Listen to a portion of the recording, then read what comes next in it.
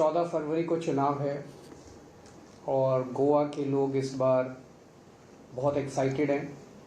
They are looking forward to this elections. उनको लग रहा है कि इस बार असली बदलाव आएगा। अभी तक चॉइस नहीं थी, एक बार बीजेपी एक बार कांग्रेस, एक बार बीजेपी एक बार कांग्रेस, और अब तो वो दोनों एक ही पार्टी हो गई थी।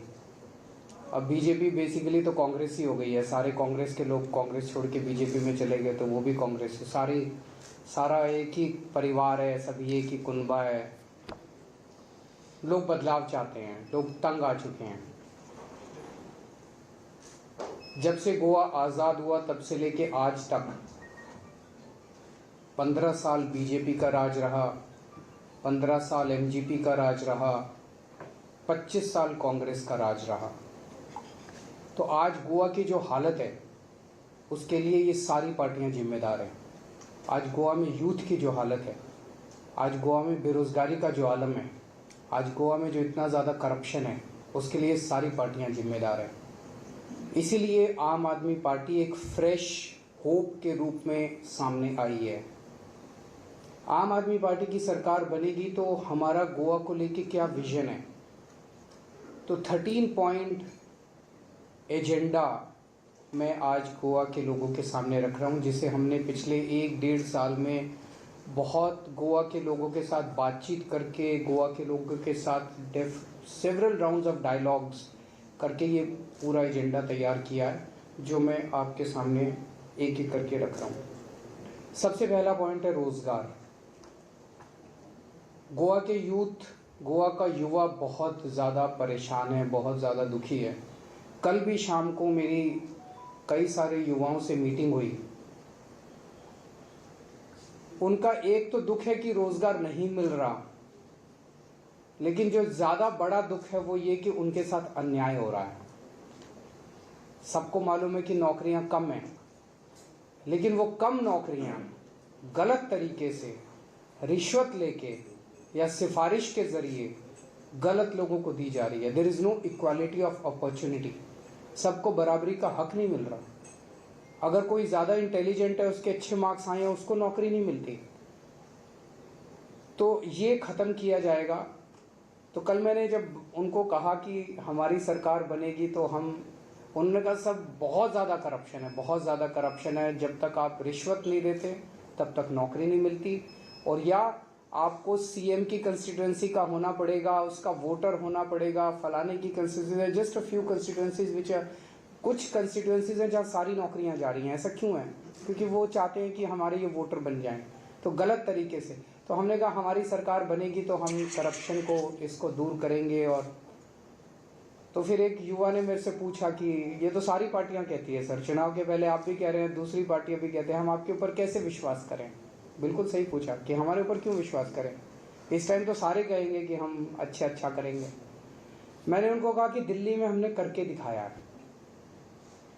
हमारा डीएनए क्या है ये आपको दिल्ली की गवर्नेंस से पता चलता है। दिल्ली में हमने ईमानदार सरकार चला के दिखाई है, और वो ईमानदारी का सर्टिफिकेट खुद प्रधानमंत्री श्री नरेंद्र मोदी जी ने दिया हमको कि सबसे ईमानदार पार्टी है ये देश की।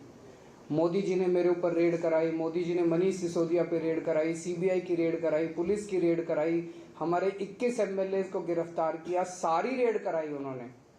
उनको हमारी 400 फाइलें एग्जामिन करने के लिए मोदी जी ने एक कमीशन बिठाया, एक भी गलती नहीं मिली उनको।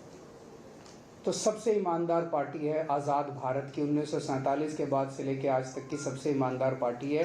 गोवा में सरकार बनेगी, ईमानदारी से सरकार चलाएंगे और बच्चों को रोज़गार देंगे, सबको रोज़गार देंगे। जिनको रोज़गार नहीं मिलेगा उनको 3,000 रुपये महीना बेरोज़गारी भत्ता मिलेगा। दूसरा पॉइंट है माइनिंग। माइनिंग में बहुत बड़े बड़े वेस्टेड इंटरेस्ट्स हैं, बहुत बड़े बड़े। ऐसा नहीं हो सकता कि ये लोग ट्राई करें और माइनिंग शुरू ना हो सके। माइनिंग शुरू हो तो सकती है, उसके अंदर बहुत बड़े बड़े वेस्टेड इंटरेस्ट है। कोई इधर खींच रहा है, कोई उधर खींच रहा है, वो करना नहीं चाहते, वो माइनिंग शुरू करना नहीं चाहते। हमारी नीयत साफ़ है, साफ़ नीयत वाली सरकार होगी। सरकार बनने के 6 महीने के अंदर हम लोग माइनिंग शुरू करेंगे। लैंड राइट्स, बहुत परिवार ऐसे हैं जिन्हें उनको ज़मीनों का मालिकाना हक मिलना चाहिए। इसमें भी मैंने इसको पूरे इशू को एग्जामिन किया। It is not a rocket science, it is very easy to do, लेकिन नीयत ख़राब है। यहाँ भी बहुत ऐसे बड़े बड़े शार्क्स बैठे हैं जिनके पास बड़े बड़े ज़मीन हैं, वो अपनी ज़मीनें छोड़ना नहीं चाहते।